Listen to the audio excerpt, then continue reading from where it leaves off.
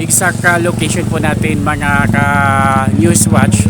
Nandito po tayo sa area kung saan gaganapin ang tree planting activity ng Sinro Catbalogan City. Dito po ito sa Barangay Canbais sa bayan ng Muchong Samar.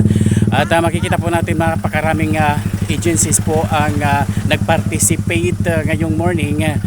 Umalis po kami doon sa lungsod ng Catbalogan alas 6. Alas 4:30 at nakarating po tayo dito ng impunto alas 6. Ngayon po ay 7:30 in the morning at ayan po, ang kasalukuyan pong andito ang PNP Catbalogan, PNP Hinabangan at PNP ng bayan ng Muchong Samar.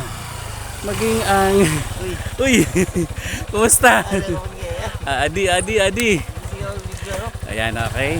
So, doon sa area na yon, sa tuktok na yon ay doon yata gaganapin ang isasagawang tree planting.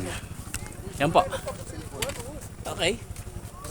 Salukuyan po tayo nandito sa area na kung saan gaganapin ang tree planting activity.